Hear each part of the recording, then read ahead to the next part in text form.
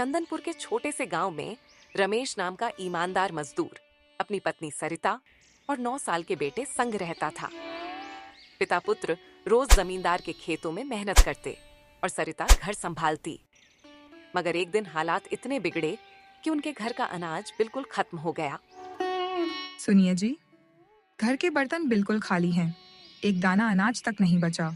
काश जमींदार थोड़ा भी मेहनत की मजदूरी दे देता तो आज हमारे बच्चों का पेट भर जाता।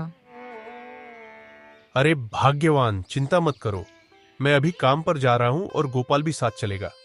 जमींदार से कुछ पैसे उधार लेकर गोपाल को भेज दूंगा। तुम खाना बना देना और उसके हाथ भिजवा देना।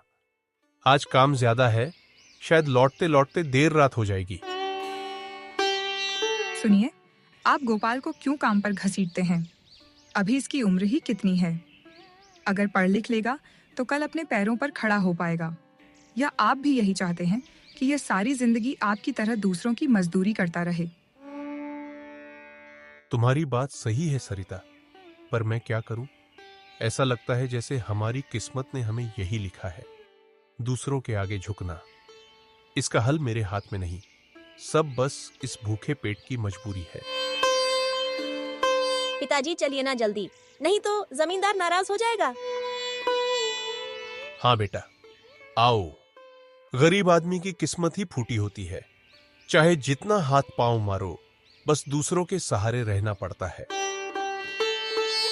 रमेश फावड़ा उठाकर गोपाल को साथ लिए खेत की ओर निकल पड़ा। थोड़ी ही देर में दोनों जमींदार के खेतों तक पहुंच गए। चिलचिलाती धूप में बाप बेटा पसीना बहाने लगे। तभी अचानक जमींदार वहां आ पहुंचा। ओ रमेश, 9:30 बज गए हैं, यानी पूरे आधे घंटे लेट। मजदूरी करने आए हो या मजाक करने? माफ कीजिए जमींदार साहब, आज हम थोड़े देर हो गए।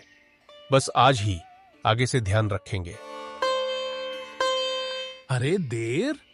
तू हर दिन देरी से आता है, तेरे लिए ये नया नहीं। सुन ले रमेश, अगर ऐसी लापरवाही जारी रही तो एक दिन मैं तुझे धक्का देकर खेत से बाहर कर दूंगा। फिर जाकर मुखिया के पास मत रोना।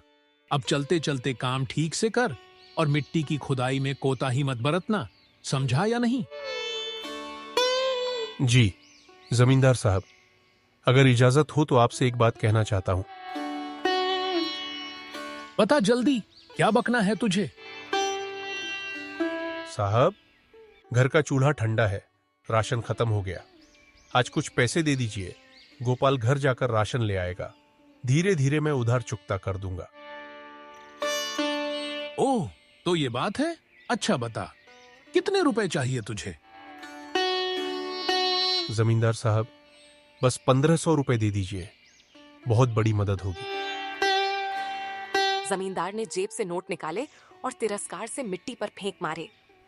बेचारा रमेश झुककर उन्हें उठाने ही वाला था कि तभी जमींदार ने उसके चेहरे पर जोरदार लात मारी। रमेश कराहते हुए जमीन पर गिर पड़ा। धूल उड़ गई और उसका मासूम बेटा सहम कर वहीं खड़ा रह गया।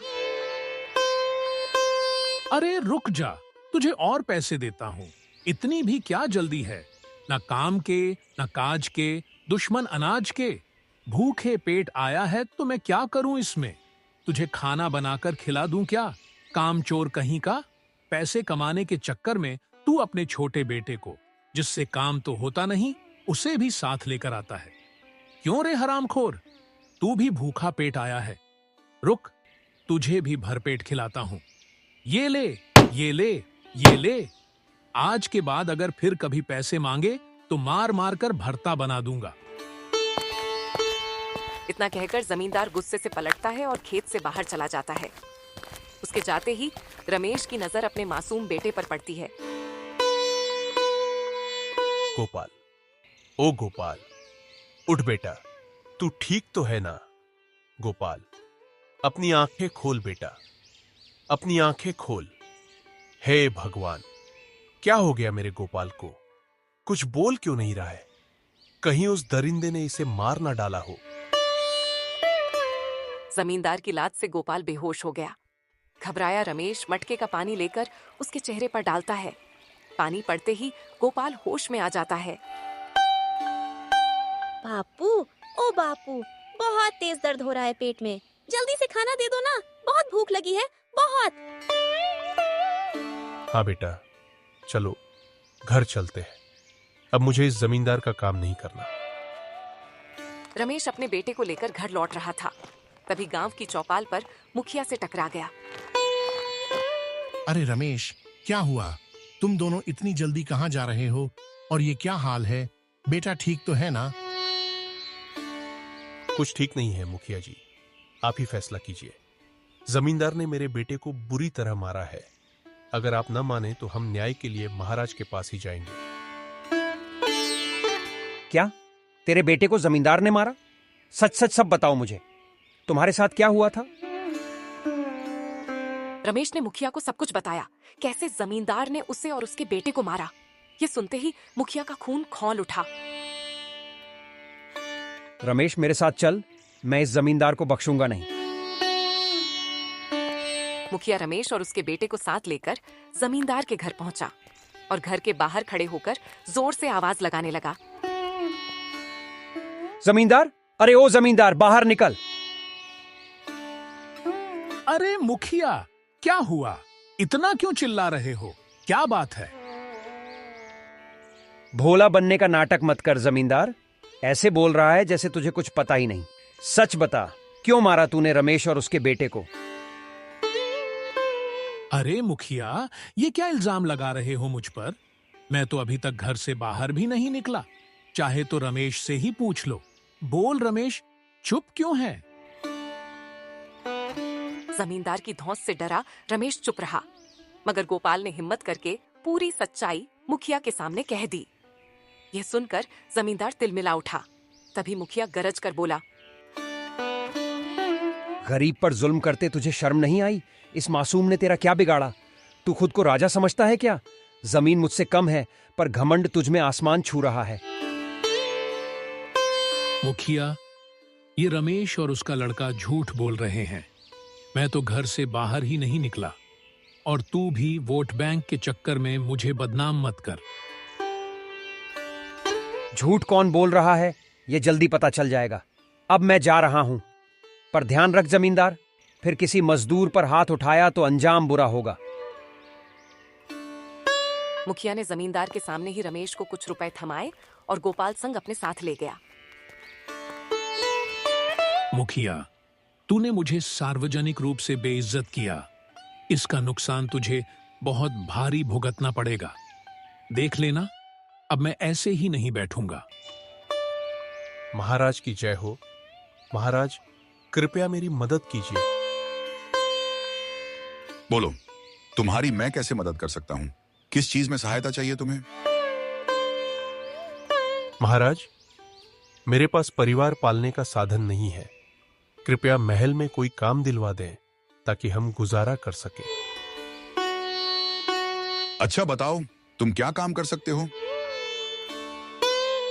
महाराज, जो भी काम मिले मैं कर लूंगा। ठीक है मंत्री जी, महल में कोई भी काम हो, इसे देखकर ही लगाया जाए। महाराज, एक छोटी सी और गुजारिश है। बताओ, अब क्या चाहिए तुम्हें? महाराज, ये मेरा इकलौता बेटा है। अगर इसे भी दरबार में कोई काम मिल जाए तो आपकी बड़ी मेहरबानी होगी। मंत्री जी, महल का कोई भी काम इन्हें सौंप दो। प्रजा खुश, हम खुश। मंत्री रमेश और गोपाल को लेकर महल में काम दिखाता है और अगले दिन से आने को कह देता है। खुश होकर दोनों घर लौट रहे थे कि रास्ते में ही जमींदार उनसे टकरा जाता है। अरे रमेश, काम पर क्यों नहीं आ रहे?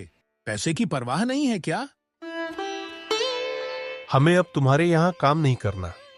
हमें महाराज के महल में नया काम मिल गया है। हम कल से वहीं काम करेंगे। वाह, क्या बात है। मेरे खेत छोड़कर सीधे महाराज के पास चले गए। देखो तो, तू तो तरक्की कर गया रे। रमेश और गोपाल कुछ बोले बिना वहां से आगे बढ़ गए। याद रख रमेश, मेरे अपमान का हिसाब मैं चुकता करूंगा। देखता हूं तेरा मुखिया तुझे कब तक बचाता है। तभी जमींदार की नजर एक बंदर पर पड़ी जिसके गले में चमकता हीरा था। उसे देखते ही जमींदार की आंखें फटी की फटी रह गईं। बाप रे, इस बंदर के गले में इतना कीमती हीरा कहां से आ गया? जरूर कहीं से चोरी किया होगा, और क्या पता यह महाराज का हीरा ही हो। अगर यह हीरा मेरे हाथ लग गया तो मैं हर चीज खरीद लूंगा, मालामाल हो जाऊंगा। इतना बोलकर जमींदार उस बंदर का पीछा करने लगा। बंदर चलते चलते मुखिया के घर के पास पहुंच गया, जिसे देखकर अरे बाप रे, यह बंदर तो मुखिया के घर चला गया। क्या यह हीरा और बंदर उसी के पास है? नहीं नहीं, उसके पास इतना कीमती हीरा कहां से आ सकता है? तभी जमींदार के दिमाग में एक चालाकी सूझी। वह एक केला तोड़ता है और बंदर से कहता, अरे बंदर भैया, यह हीरा मुझे दे दो और तुम यह केला खा लो, भूख लगी होगी ना। जमींदार ये सब बंदर से कह ही रहा था कि तभी मुखिया भी वहां पहुंच गया। जमींदार, मेरे घर में घुसने की तुम्हारी हिम्मत कैसे हुई? तुरंत निकल जाओ। मुखिया की नजर बंदर पर पड़ी। गले में चमकता हीरा देखकर वह भी हैरान रह गया। बाप रे, बंदर के गले में कितना कीमती हीरा है। मुखिया, यह हीरा मेरा है। जब मैं इसे अपने घर व्यापारी को दिखा रहा था, यह मेरे हाथ से छीन कर भाग गया। 2 घंटे से इसका पीछा कर रहा था, अब जाकर पकड़ में आया है। तू झूठ बोल रहा है जमींदार। तेरी बातों में एक भी सच्चाई नहीं है। अब बस एक ही तरीका है। यह बंदर जिसको हीरा देगा वही इसका असली मालिक होगा, समझा?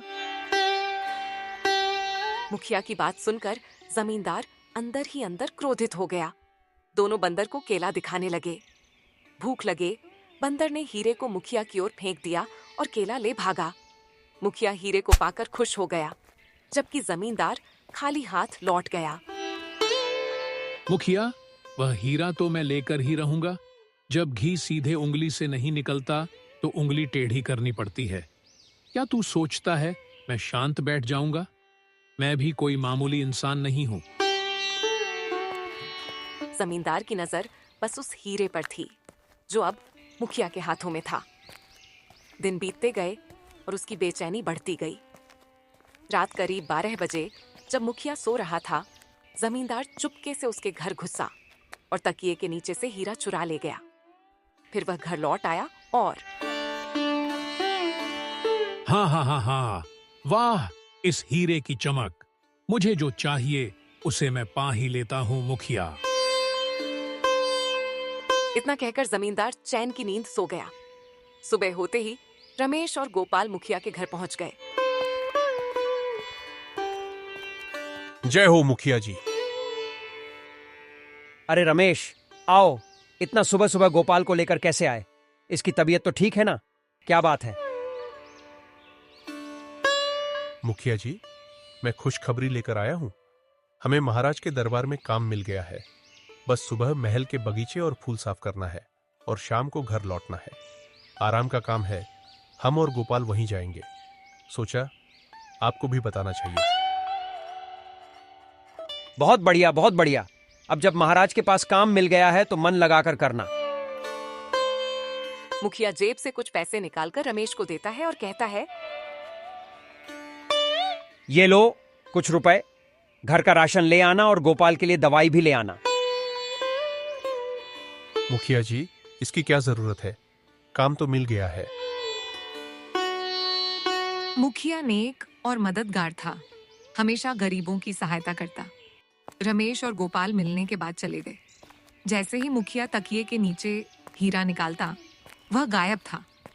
ये देखकर उसके पैरों तले जमीन खिसक गई। अरे, मेरा हीरा कहां गया? किसने चुराया? जरूर वही जमींदार होगा, क्योंकि उसकी नजर हमेशा उस हीरे पर थी। जमींदार, आज तुझे मैं नहीं छोड़ूंगा।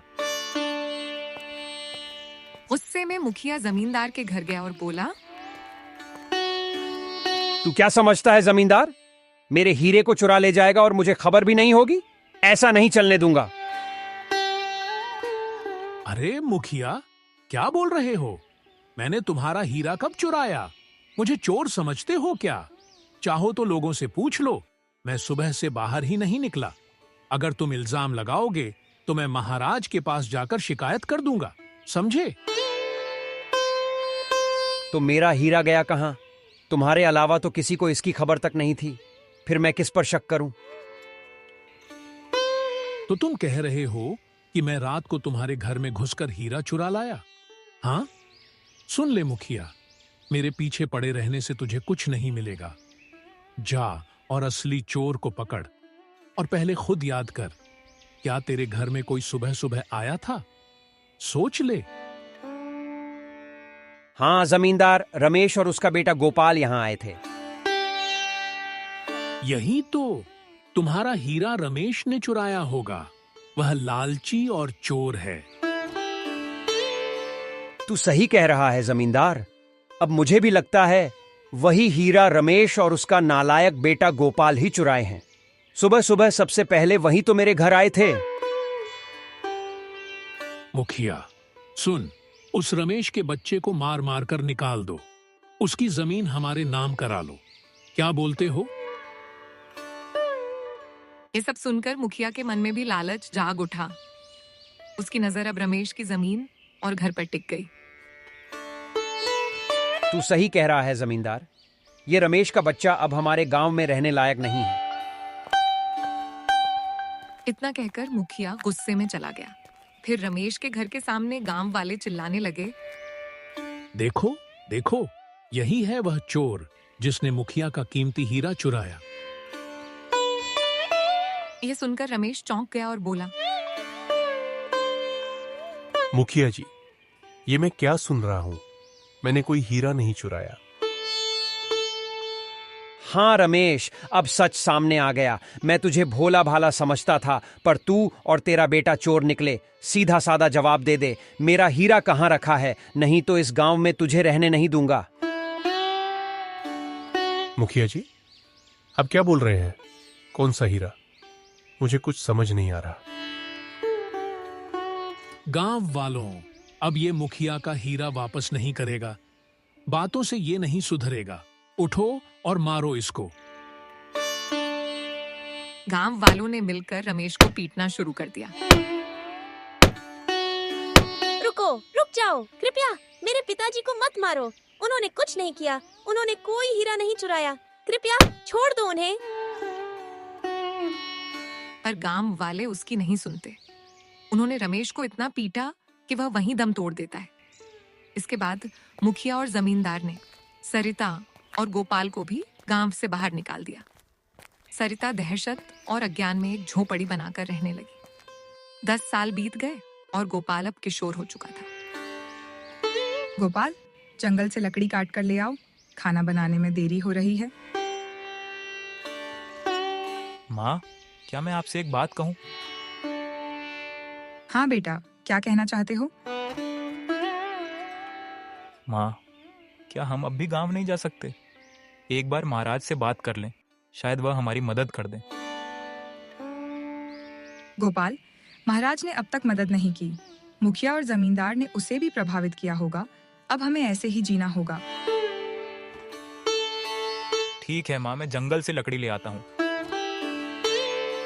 गोपाल कुल्हाड़ी लेकर जंगल की ओर बढ़ता है। तभी उसकी नजर एक पेड़ की डाल पर बैठे उदास बंदर पर पड़ती है, जिसकी आंखों में आंसू हैं। ये देख गोपाल को अपने पिता की याद आ जाती है और वह सोचने लगता है, शायद ये बंदर भी अकेला है, इसलिए रो रहा है। इतना कहकर गोपाल लकड़ी काटने आगे बढ़ता है। तभी पीछे से कोई आवाज आती है, मित्र, क्या मेरी मदद करोगे? गोपाल अचानक चौंक गया। कौन है? किसने मुझे पुकारा? सामने आओ। मित्र, मैं तुम्हारे पीछे हूँ। अरे तुम बंदर हो और बोल भी सकते हो, कैसे? मैं एक मायावी बंदर हूँ। तुम्हारी आंखों में साफ दिख रहा है, तुम्हारे दिल में बदले की भावना है। क्या ये सच है? हाँ, सही कहा, पर मैं इतना गरीब हूं कि कुछ नहीं कर सकता। मित्र, मैं तुम्हारी मदद करूंगा। मैं मेहरानगढ़ का महाराज पुत्रों हूँ और वर्षों पहले तांत्रिक की जादू से मुझे बंदर बना दिया गया। बाद में एक साधु बाबा मिले जिन्होंने मुझे बताया कि मैं राजकुमार हूँ। उन्होंने मुझे एक चमकता हीरा दिया और कहा, इसे राज्य में 5 चक्कर लगाओ, तब मैं फिर इंसान बन जाऊंगा। लेकिन जमींदार और मुखिया ने उसे छीन लिया, केले के लालच में। तुम्हारे पिताजी ने उसे नहीं चुराया था, वह हीरा जमींदार ने चुराया और इल्जाम तुम्हारे पिता पर डाल दिया, जिससे उन्हें पीट पीट कर मार दिया गया। ये सब सुनकर गोपाल का खून खौल उठता है। वह बंदर से कहता है, बताओ अब क्या करूं, कैसे बदला लूं और तुम्हें हीरा दिलवाऊं? तुम मदारी बन जाओ, मैं तेरी पीठ पर बैठूंगा। जमींदार के पास जाकर कह देना, ये जादुई बंदर है, ये जमीन के अंदर छुपा खजाना सूंघ कर ढूंढ लेता है, फिर उसका लालच खुद काम करेगा। गोपाल और बंदर अपनी योजना के मुताबिक चलते हैं। गोपाल मदारी बन जाता है और बंदर को कंधे पर बैठाकर अपने गांव की ओर बढ़ता है। फिर वह जमींदार के घर पहुंचता है और कहने लगता है, मेहरबान कद्दरदान साहिबान, सुनो सुनो, आ गया मायावी मदारी अपने मायावी बंदर का खेल दिखाने। क्यों जमींदार साहब, घर के अंदर दबा पुराना खजाना निकलवाना है। अरे यह क्या बक रहा है तू, ओ मदारी वाला, ऐसा तो कहीं नहीं देखा। ये सब कैसे हो सकता है? हाँ जमींदार साहब, दादा का, बाबा का, नाना नानी का, मौसा मौसी का ये चमत्कारी बंदर घर में छुपा पुराना खजाना ढूंढ निकालता है। और सुनो, ये बंदर बोल भी सकता है। मैं ये सब नहीं मानता। ठीक है, अगर तेरा बंदर सचमुच चमत्कारी है तो पहले बोल कर दिखाए और मेरे घर में जो खजाना छुपा है इसे खोज कर बाहर निकाल कर दिखाए, वरना मैं ऐसे ही किसी पर भरोसा नहीं करूंगा। चल भाई मेरे प्यारे मित्र बंदर, दिखा अपना चमत्कार। पहले खोज कर नहीं, बोल कर दिखा। धीरे धीरे सारे गांव वाले इकट्ठा हो गए, सब उस बोलने वाले बंदर को देखने के लिए। तभी पीछे से मुखिया भी जमींदार के घर पहुंच गया। देखो, मुखिया भी आ गया। अब तुम्हारे घर से खजाना निकलना तय है। आओ मुखिया, देखो बोलने वाला बंदर आया है और ये मदारी कह रहा है कि यह घर का छुपा खजाना निकाल देगा। ऐसा कैसे हो सकता है? अरे जमींदार, मदारी वाले अक्सर झूठ बोलते हैं, पर एक बार देखना क्या जाता है, हो सकता है घर में कुछ मिल ही जाए। ठीक है मुखिया, एक बार तो देख लेते हैं। बोल बंदर, अब दिखा अपना कमाल। गोपाल के इशारे पर बंदर ने बोलना शुरू किया और सबके सामने अपना कमाल दिखाया। हाँ, तो बोलने वाला बंदर तो देख लिया, अब दबा हुआ खजाना देखना बाकी है। क्या पता मेरे दादा ने बहुत सारा धन इस घर में दबा कर रखा हो। ठीक है जमींदार, मैं अपनी शक्ति से देखता हूँ। तुम्हारे घर में कोई खजाना नहीं, बस एक चमकता हीरा दिख रहा है। बंदर फुर्ती से जमींदार के घर में घुसा और वहीं चमकता हीरा लेकर बाहर निकल आया। यह हीरा, ये मेरा नहीं है। मुखिया हीरे को पहचानते ही जमींदार की पिछली बातें याद आ गईं और वह क्रोध से आग बबूला हो गया। जमींदार, इतना बड़ा धोखा, हीरा तुमने चुराया और सारा इल्जाम रमेश पर लगाया। इतना बड़ा झूठ। हाँ मुखिया जी, मैं गोपाल हूँ। मैंने अपने पिताजी का बदला लेने और उनके नाम का दाग मिटाने के लिए यह खेल खेला। मेरे पिता चोर नहीं थे।